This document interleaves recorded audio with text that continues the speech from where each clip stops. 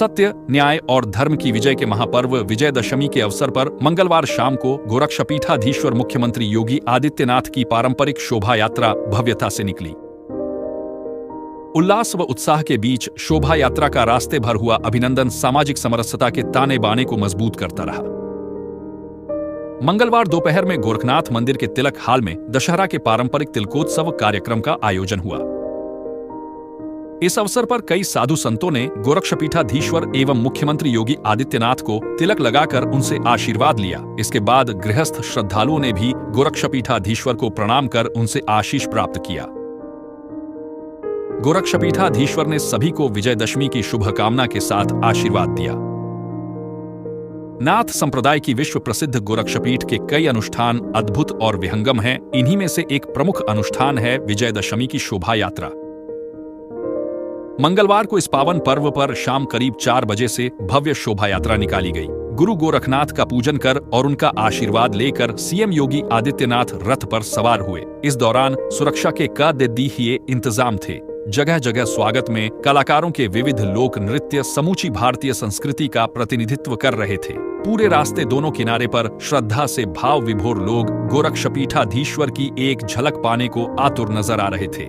जय श्री राम के जय घोष और तमाम वाद्य यंत्रों की गूंज के बीच गोरक्षपीठाधीश्वर योगी आदित्यनाथ की विजयदशमी शोभा यात्रा मानसरोवर मंदिर पहुंची। यहाँ गोरक्षपीठाधीश्वर ने गोरक्षपीठ से जुड़ रहे मानसरोवर मंदिर पर देवाधिदेव महादेव व अन्य देव विग्रहों की वैदिक मंत्रोच्चार के बीच पूजा अर्चना की भगवान शिव का अभिषेक भी किया।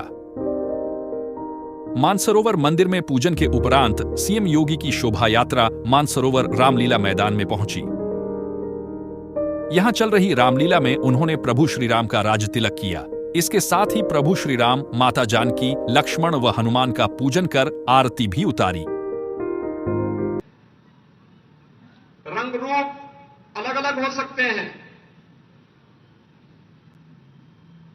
तैयारियां और अन्य प्रकार के माध्यम अलग अलग हो सकते हैं, लेकिन भाव और भंगिमा सबकी एक ही है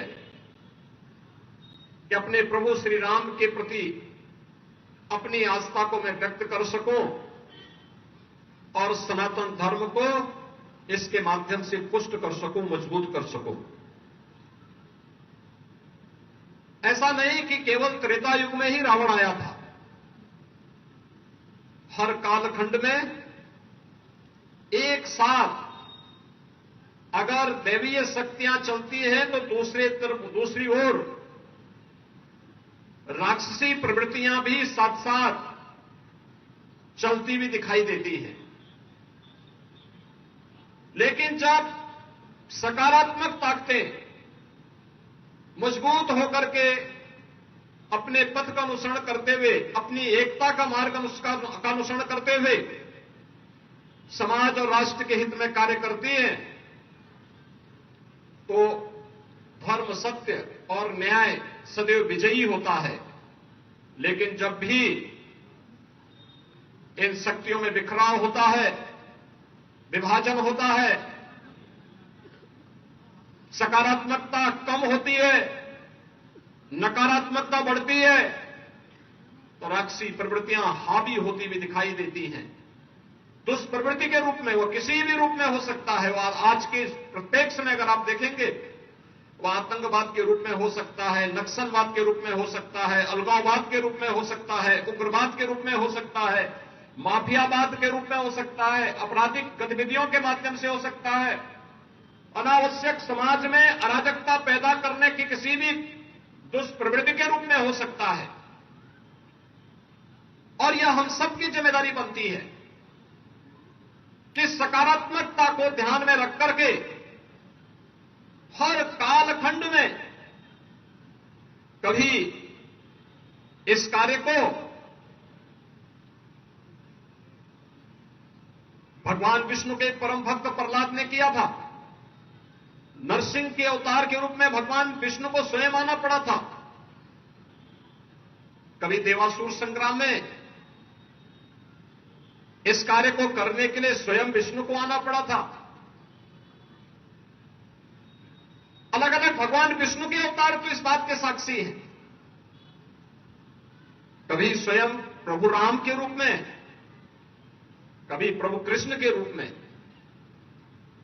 कभी विश्व में मैत्री और शांति की स्थापना के लिए, करुणा के लिए बुद्ध के रूप में। ये हर कालखंड में यह परंपरा चलती रही है और हर युग इसके साथ ही विस्तार पाता रहा है। आज हम सब विजयादशमी के संकल्प के साथ यहां पर जुड़े हुए हैं। जब संकल्प सत्संकल्प होता है, एकता का होता है, एकजुटता का होता है, सकारात्मकता का होता है, तो उसके परिणाम भी सकारात्मक होते हैं। और यह वर्ष तो विजयादशमी का और दीपावली का विशेष पर्व है, विशेष आयोजन है।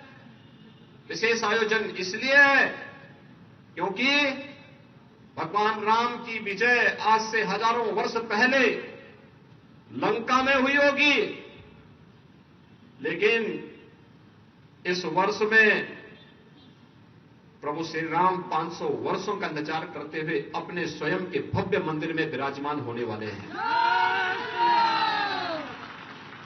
अपने भव्य मंदिर में विराजमान होने वाले हैं। अब याद करिए, आप हम सबकी पीढ़ी कितनी सौभाग्यशाली है, कितनी सौभाग्यशाली है।